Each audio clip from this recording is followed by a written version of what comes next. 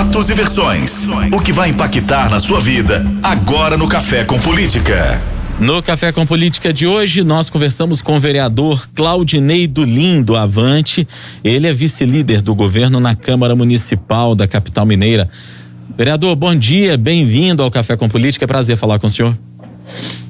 Prazer, é sempre meu estar aqui com vocês, Rodrigo, Thalita, audiência aí da Rádio Super, uma alegria muito grande mais uma vez estar aqui nesse bate-papo com vocês. Nós é que agradecemos. Vereador, a última vez que o senhor falou com a gente aqui, o senhor ainda não tinha assumido o mandato, né? O senhor era vereador eleito em Belo Horizonte. A gente fez uma rodada de entrevistas com aqueles que haviam sido eleitos nas eleições do ano passado.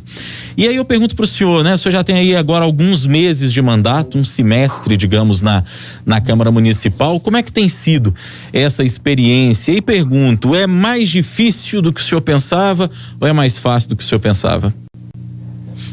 Na verdade, Rodrigo, a gente já estava bem preparado para exercer o mandato, né?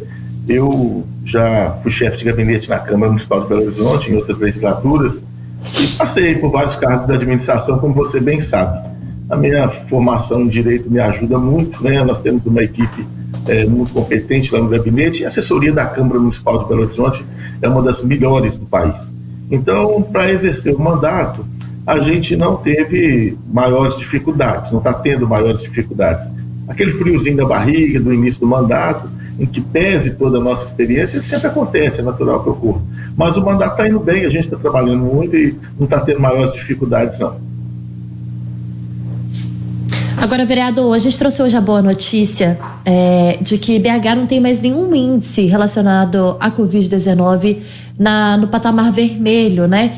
O que mostra aí uma melhora em relação à pandemia na cidade. A gente falava também sobre parecer que Belo Horizonte estaria atrasada em relação a outras capitais no quesito vacinação. Queria que o senhor falasse sobre o enfrentamento da pandemia na capital mineira.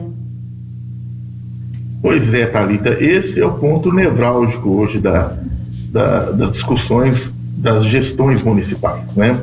Belo Horizonte, ela tomou posições duras, enérgicas, desde o início da pandemia. Eu sou vice-líder do governo, né, como o Rodrigo bem colocou, eu sou da base do governo, mas a gente não é uma base cega, base por base, a gente é uma base que garante a governabilidade do município. Então, em muitos pontos, a gente divergiu aí do posicionamento do comitê da Covid que foi instalado aqui na cidade. A gente foi contra o fechamento radical do comércio em alguns momentos, né, das igrejas.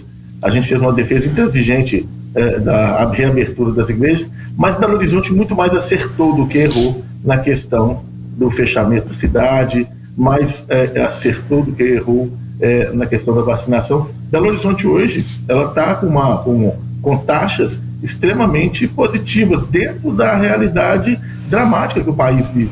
Então, assim, eu entendo que a vacinação em Belo Horizonte avançou muito. Nós temos aí todas as categorias de comorbidades contempladas já com a vacinação, professores, o pessoal da área de saúde, enfim, nós temos a vacinação bem adiantada em Belo Horizonte, mas a vacinação em Belo Horizonte, ela depende, você sabe bem, do Plano Nacional de Imunização.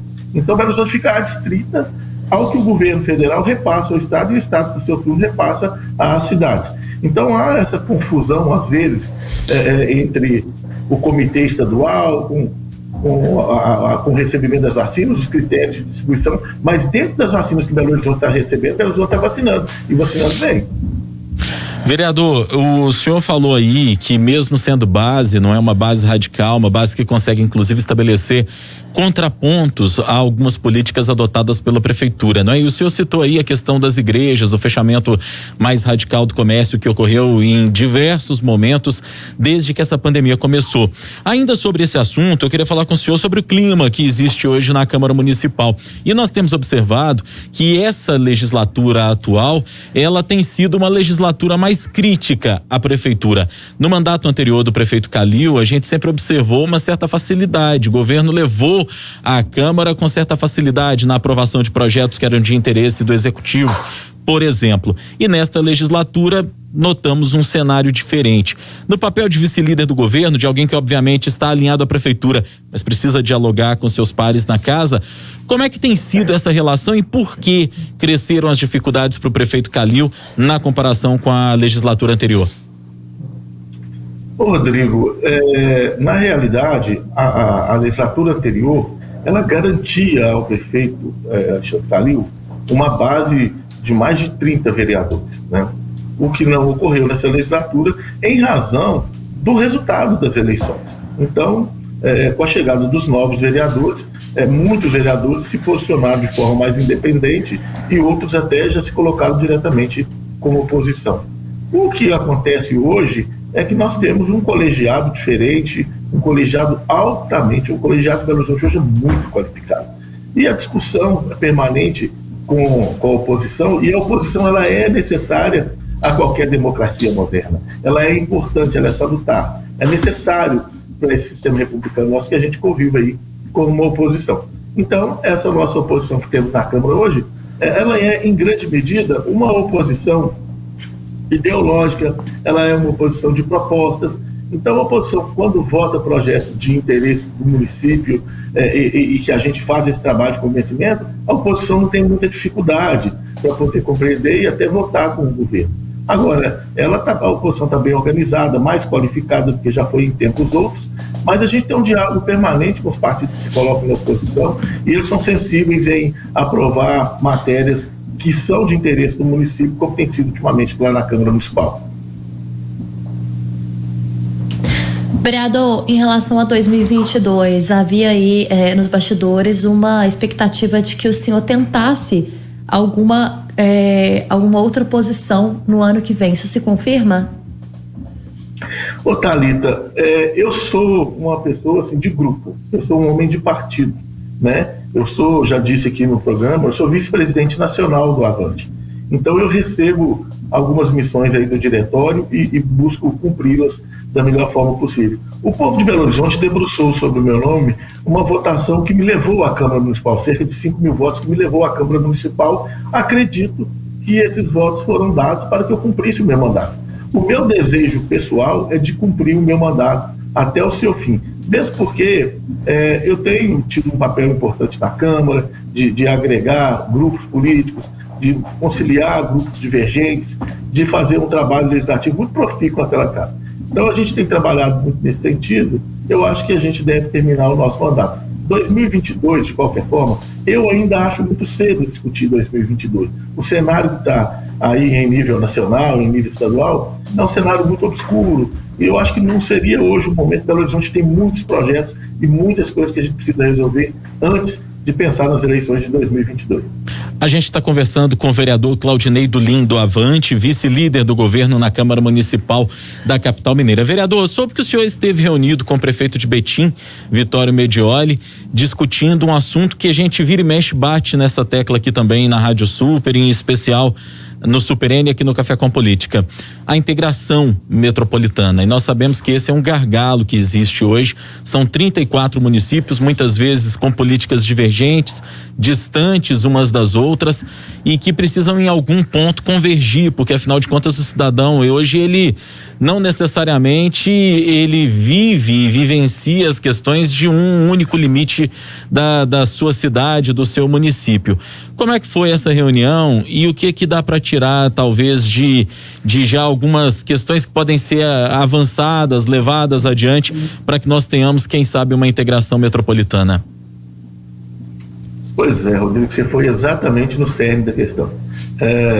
O prefeito de Betim, né, o senhor Vitório Medioli, ele é hoje um dos maiores nomes da política de Minas Gerais e do país, né? Deputado federal por vários mandatos, prefeito reeleito com uma votação esmagadora, né? Histórica na cidade, e uma cabeça fora do comum, né? Pensa Betim de uma forma muito moderna, de uma forma muito ampla, e não existe outra possibilidade nenhuma no momento atual que as metrópoles vivem de pensar Belo Horizonte separada de Betim, divorciada de Ribeirão das Neves, desassociada de Vespasiano. Então esse diálogo eu estou buscando aí com os prefeitos com os prefeitos das cidades da região metropolitana, lógico, dentro das minhas limitações de mandato de vereador, mas eu quero estar com a Ilse Rocha lá em Vespasiano, eu quero estar lá com o Lucas Coelho lá em Caeté, eu quero trazer com os vereadores das cidades deles. Então, assim, a gente quer manter esse diálogo importante com as cidades da região metropolitana, porque tem que haver uma integração maior entre as cidades. Você veja em Belo Horizonte, por exemplo, nós temos linhas de ônibus em Belo Horizonte que perpassam por outros municípios sem dialogar com esses municípios. Então tem um ônibus que serve a Belo Horizonte passando dentro de Sabará e voltando para Belo Horizonte e sem haver a menor interlocução entre os sistemas de transporte de lá e o daqui. Isso precisa acabar. Belo Horizonte precisa ser pensado de forma metropolitana, como uma grande metrópole que ela é. Então a gente sempre está buscando esse diálogo.